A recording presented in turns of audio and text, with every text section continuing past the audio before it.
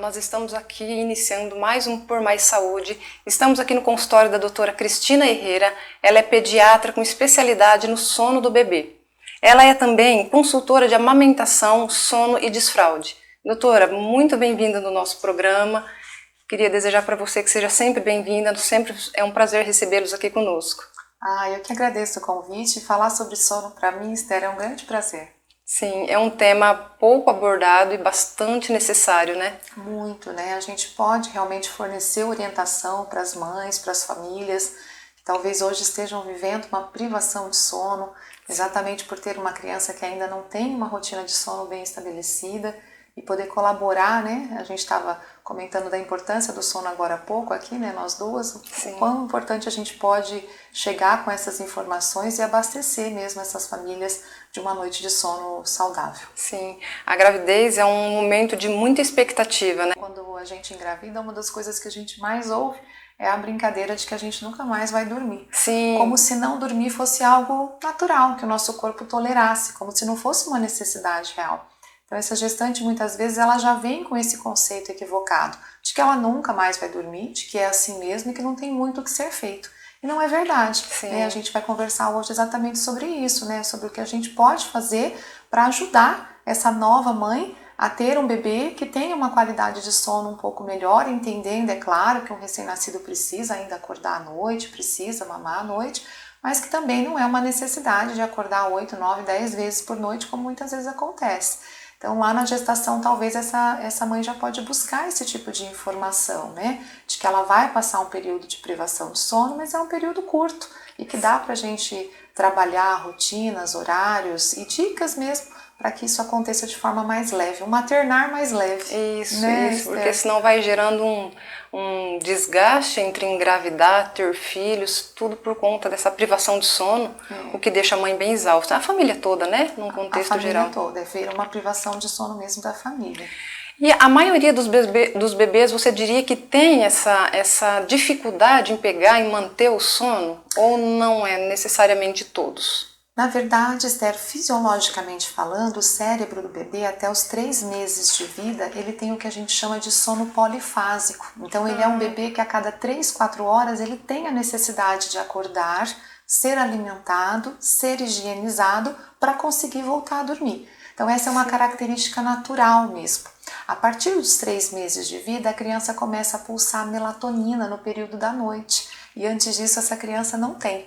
Então muitas vezes a família fala assim, nossa, tá trocando o dia pela noite. Não, é porque para essa criança não existe mesmo diferença entre dia e noite, até por uma questão hormonal, entende? Sim. E aí a partir do 3º mês, quando esse cérebro já é um pouquinho mais maduro, começa a ter uma produção de melatonina noturna e essa criança já tem um potencial de concentrar o sono à noite, é quando a gente realmente deve entrar com os cuidados e rotina, mostrando para essa criança, por exemplo, que o melhor local para dormir é sempre um local escuro, né? Mostrando para essa criança que o local de dormir é um local mais silencioso, tentando não associar hábitos para que essa criança durma. Então, muitas vezes, por inexperiência, a criança dá sinais de sono e a mãe fica com essa criança caminhando pela casa, né, e chacoalhando, porque ela vê que é um jeito que a criança adormece mais rápido. Mas seria também muito interessante que essa mãe começasse, a toda vez que essa criança tiver sono, levar ela para o quarto, escurecer o ambiente, colocar ela no berço, sentar ao lado do berço, passar as mãos para dentro, ir acariciando, ir cantando, conversando, fazendo um carinho, fazendo uma massagem. Se a criança chorar, pega no colo, acalma, acaricia. Assim que a criança der sinais de tranquilidade, retorna ao berço. Então é trabalhoso. E muitas vezes, por falta de compreender esse trabalho, a mãe acaba buscando recursos mais imediatistas, que funcionam mais rápido, mas que não constroem uma autonomia, uma independência para aquele bebê saber dormir sem a necessidade do estímulo específico. Curioso aqui que você comentou, então até os 3 meses de idade a criança não produz a melatonina. Ela até produz, mas ela não tem uma liberação diferente entre dia e noite. Então ela produz em pequena quantidade, ela produz de forma irregular, né, porque a área do cérebro que produz ainda é muito imatura Então, para essa criança não faz muita diferença o que é dia do que é noite. Então, seria ter um pouquinho mais de paciência e até os 3 meses de idade, né? Eu sempre comento com as gestantes que os primeiros 3 meses, talvez ele está mais vinculado com 2 olhares. O olhar para com a amamentação, porque a gente sabe que os primeiros 30 dias de vida, eles precisam ser muito bem trabalhados para que a amamentação aconteça. A amamentação não se estabelece com 2 ou 3 dias, ela precisa de 1 mês para ficar bem estabelecida. E quando a amamentação começa a ficar bem estabelecida, Esther, lá na 3ª, 4ª semana de vida, aí começam as cólicas fisiológicas do bebê. Então, os primeiros 3 meses, talvez a gente possa deixar o nosso olhar para a amamentação, a gente possa deixar o nosso olhar para as cólicas do bebê, para o próprio conceito que a gente sabe que existe, chamado esterogestação, que é uma fase onde a criança ainda precisa de mais colo, mais acolhimento. E aí, passado esses primeiros 3 meses, com essa família já vivendo todos esses conceitos de puerpério e tudo mais, aí a gente possa olhar o nosso olhar para o sono. O que talvez seja o grande recado que eu gostaria de deixar para essas mães hoje é: não ache que é normal ter um bebê de 9, 10 meses que acorda 5, 6 vezes por noite e que está tudo bem. Né? Esse bebê já poderia estar dormindo a noite toda. Mas compreenda que não tem como eu pegar um bebê de 2 semanas de vida e querer estabelecer uma rotina rígida. Então passe os primeiros 3 meses e aí busque ajuda. Porque daí dá para fazer um trabalho bem legal voltado com a rotina do sono. Uma consultoria do sono, né? Uma consultoria do sono, exato. Doutora, você diria que as questões da gravidez, por exemplo, a mãe que é mais agitada ou mais ansiosa, isso interfere? Interfere. Claro que não é o único fator, né? Depois que a criança nasce, o ambiente da casa também vai interferir muito, os cuidadores também vai interferir muito. Acho que até mais do que a gestação. Mas se eu tiver uma mãe, por exemplo, que não tem bons hábitos de sono, né, na gestação, isso vai interferir. Porque a gente sabe que o bebê, o feto, ele dorme 85% do tempo que ele está ali dentro da barriga. E de 10 a 15% ele fica acordado. Então, se ele fica acordado, por exemplo, no período do dia, porque é uma mãe que dorme muito bem à noite, isso já vai ficando uma certa memória nesse cérebro. Então tem uma interferência, não é o principal fator, mas tem uma interferência. Sim, você comentou que o feto ele dorme 85% do tempo, né? Isso. Então essa questão de que o bebê que mexe muito ou mexe pouco interfere na agitação no pós-nascimento, isso é Não, mito. Isso é mito, porque provavelmente esse bebê está se movimentando ali naqueles 10, 15% do tempo que ele fica acordado. Né? Então dá certo de naquele momento você tá também acordada, tá numa posição mais calma, menos agitada e você tem mais percepção desse movimento. É porque é um assunto muito popular, né? Meu bebê mexia muito na barriga, então ele nasceu, ele é muito agitado, era igualzinho na barriga. Podemos dizer que isso é um mito, então, né? Isso é um mito. E a partir de qual idade é possível regular esse sono do bebê? Você comentou que a partir dos 3 meses, né? Isso. A partir dos 3 meses a gente já consegue estabelecer uma rotina. Horário fixo para acordar, horário fixo para dormir. Você já consegue estabelecer o número de sonecas, né? Um bebê de 3 meses, de 4 a 5 sonecas por dia. Você já consegue criar algumas rotinas, né? Toda vez que meu bebê está com sono, eu levo ele para o ambiente escurinho. Outra coisa importante, mesmo durante o dia, eu preciso escurecer o ambiente para que a criança durma, né? Entendi. Então, a partir do 3º mês, a gente já consegue traçar isso junto com a família. E o interessante da consultoria é que a gente caminha junto com essa família, porque à medida que a família vai colocando em prática, Esther, essas orientações, as dúvidas vão surgir.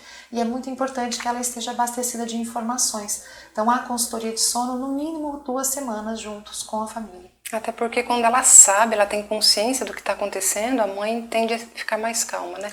Eu sempre falei, né, eu dei curso de gestante, dou ainda durante muitos anos, que a principal peça do enxoval de uma mãe é a informação. Sim. Né? Se ela se abastecer de informação ao longo da gestação, se ela tiver um profissional da confiança dela para caminhar junto com ela nos primeiros meses de vida, isso vai fazer toda a diferença. Eu gosto muito do que um psicanalista muito famoso, né, que já é falecido, o Winnicott, falava, né, a respeito da maternidade real e não da maternidade idealizada.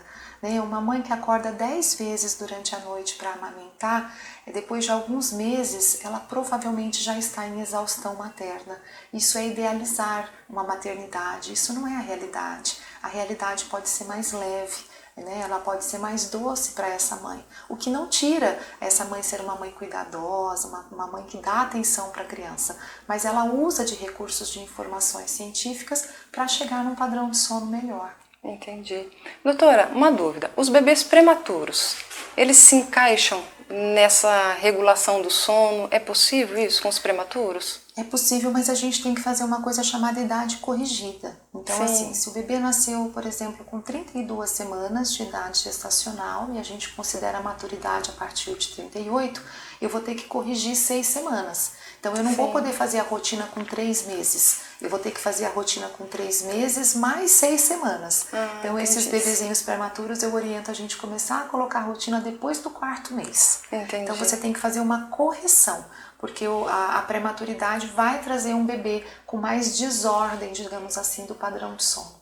Entendi. Mas é possível. É possível, né? Uma boa orientação é possível. Para encerrar aqui, o que você diria para as mães que trabalham?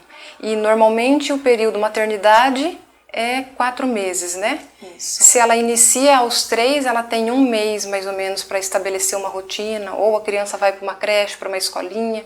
Isso. Eu diria para ela exatamente isso. A mãe que trabalha fora, ela vai precisar de uma criança que tenha mais autonomia e independência. Sim. Até porque ela não vai poder estar ao lado dessa criança o tempo todo. Então é muito importante que ela busque esse apoio logo que completar os 3 meses. Porque 30 dias é um ótimo período de tempo de adaptação no desenvolvimento de autonomia e independência. Por exemplo, se eu tenho um bebê que dorme 100% do tempo sobre o meu corpo, né, isso acontece muito, eu atendo bastante.